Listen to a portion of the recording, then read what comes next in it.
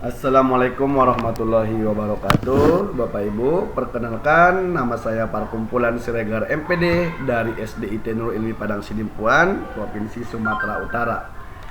Baik Bapak Ibu, saya kembali lagi di PMM kita melakukan aksi nyata, yang mana pada kesempatan ini saya akan memberikan aksi nyata atau menyampaikan pemaparan saya di aksi nyata saya, yaitu penyebaran pemahaman Merdeka Belajar. Nah, Bapak Ibu, mudah-mudahan dengan pemaparan saya nanti bisa lebih memahami apa itu Merdeka Belajar. Nah, Bapak Ibu, di sini yang pertama yang kita bahas adalah mengenai tujuan Merdeka Belajar. Apa itu tujuan Merdeka Belajar? Nah, tujuan Merdeka Belajar itu adalah yang pertama, pemahaman, gagasan dan prinsip pendidikan berdasarkan pemikiran Ki Hajar Dewantara. Nah, yang kedua adalah penerapan pembelajaran yang memerdekakan peserta didik. Sementara yang ketiga adalah pemahaman untuk memfasilitasi murid agar tumbuh sesuai dengan kodratnya. Nah, Bapak Ibu, inilah tujuan Merdeka Belajar itu yang sebenarnya. Semua anak cerdas, semua anak bisa pada bidang masing-masing. Maka dari itu kita sebagai guru pendidik dituntut untuk memerdekakan mereka sesuai berdasarkan pemikiran Ki Hajar Dewantara. Nah, berikutnya Bapak Ibu, Merdeka Belajar itu seperti apa? Untuk apa? Di modul pertama, kedua, ketiga, keempat, dan kelima kita bahas. Di modul pertama, Merdeka Belajar itu adalah mengenali dan memahami diri sebagai pendidik. Sementara di modul kedua yaitu mendidik dan mengajar. Di modul ketiga mendampingi murid dengan utuh dan menyeluruh. Modul keempat mendidik dan melatih kecerdasan budi pekerti. Yang kelima pendidik yang mengantarkan. Nah, itulah dia yang harus kita tuntaskan. Nah, memahami diri sebagai pendidik. Apa itu yang dimaksud dengan memahami diri sebagai pendidik? Sebelum mengenali karakteristik dan kebutuhan peserta didik, sebagai pendidik kita harus belajar memaknai dan menghayati kepribadian kita sendiri dulu sebagai manusia merdeka untuk terus belajar. Karena apa? Di sini guru harus memiliki peran penting terhadap perkembangan murid. Dan guru harus mampu menginspirasi murid dalam hal kebaikan. Nah, mendidik dan mengajar. Berbedakah itu mendidik dan mengajar? Nah, kita bahas di sini ada 3. Yang pertama adalah guru berperan sebagai pendidik dan pengajar yang bisa menuntun murid sesuai dengan kodratnya. Dimaksudkan di sini adalah mendidik kita berarti melihat dia secara keseluruhan. Sementara mengajar itu adalah memberikan ilmu, mentransfer ilmu, dan yang lain-lainnya hanya sebatas itu. Sementara kalau mendidik, berarti kita perhatikan kesiapannya, kita perhatikan semuanya, apa yang dia butuhkan, dan kita perhatikan seperti apa karakteristik dia. Jadi, mendidik dan mengajar itu tidak boleh kita pisahkan, harus sama, berbarengan untuk ananda kita. Berikutnya yang kedua, pendidik tidak hanya berpusat pada aspek kognitif, tetapi juga aspek afektif dan psikomotorik. Dimaksud di sini adalah pendidik tidak hanya melihat kecerdasan kognitif anak aja, tetapi kita harus aktif melihat atau melihat aspek yang lainnya, yaitu afektifnya, sikapnya, dan psikomotoriknya atau keterampilannya di setiap harinya. Yang ketiga adalah salah satu tujuan pendidikan adalah mengasah nalar murid sebagai bekal perkembangan budi pekertinya.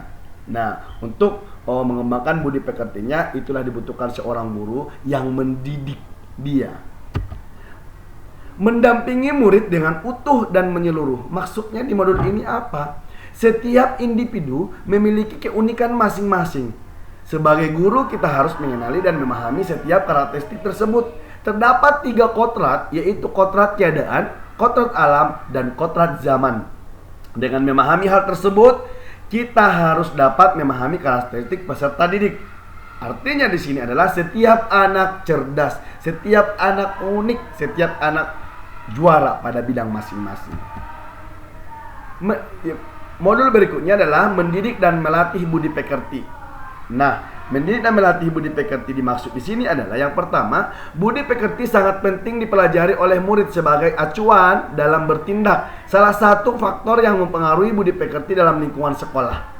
Yang kedua adalah di sekolah murid akan belajar menghargai orang lain. Kita sebagai guru harus dapat bertindak sebagai inspirator bagi mereka dan menciptakan lingkungan sekolah yang baik. Nah, itulah tugas kita sebagai guru untuk melatih budi pekerti mereka setiap hari. Nah, di modul berikutnya, pendidikan yang mengantarkan keselamatan dan kebahagiaan. Dimaksud apa di sini? Nah, yang pertama adalah lingkungan merupakan salah satu faktor yang sangat penting dalam perkembangan peserta didik kolaborasi lingkungan sekolah. Nah, lingkungan sekolah yang nyaman, arsy, dan bisa dia untuk berkembang sekolah ini faktor yang paling utama. Yang kedua adalah guru dalam hal mendampingi peserta didik bukan hanya dapat meningkatkan kecerdasan, tetapi juga harus dapat mencerdaskan dan juga memberikan contoh yang baik kepada anak-anak. Berikutnya, sistem among, sebuah metode mengajar berdasarkan kodrat dalam alam dan kemerdekaan untuk mencapai pendidikan. Nah, itu Bapak Ibu di modul ini. Nah, dari pemaparan yang saya sampaikan di sini, Bapak Ibu perlu saya mengambil refleksi daripada Bapak Ibu seluruhnya. Nah, refleksi apa yang saya maksud di sini adalah Bapak Ibu seluruhnya, dari paparan yang saya sampaikan dan yang sudah Bapak Ibu selama ini dengarkan di mana-mana atau juga mengikuti pelatihan, sebelumnya saya pikir Merdeka Belajar itu titik-titik. Ternyata titik-titik. Mohon dijawab di kolom komentar nanti ya Bapak Ibu. Sebelumnya Bapak Ibu berpikir Merdeka Belajar itu apa? Seperti apa titik-titik dan ternyata titik-titik. Nah, bisa saya kasih contoh kepada Bapak Ibu. Di sini ada, saya jawab.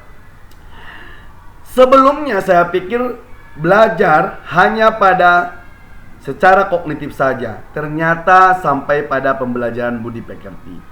Atau bisa juga siswa memiliki kebutuhan belajar yang sama.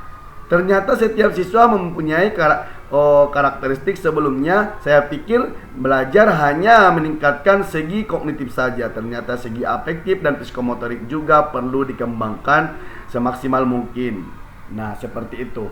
Atau bisa juga sebelumnya saya pikir Merdeka Belajar itu adalah diberikan kebebasan yang sepenuhnya. Ternyata ada alur-alur yang kita indikan. Nah, seperti itu pemahamannya. Silakan dibuat di kolom komentar. Mudah-mudahan Bapak Ibu dapat memberikan masukan kepada aksi nyata saya ini agar lebih baik lagi ke depannya. Terima kasih. Mohon maaf atas kekurangan. Wabillahi taufiq wal hidayah. Wassalamualaikum warahmatullahi wabarakatuh.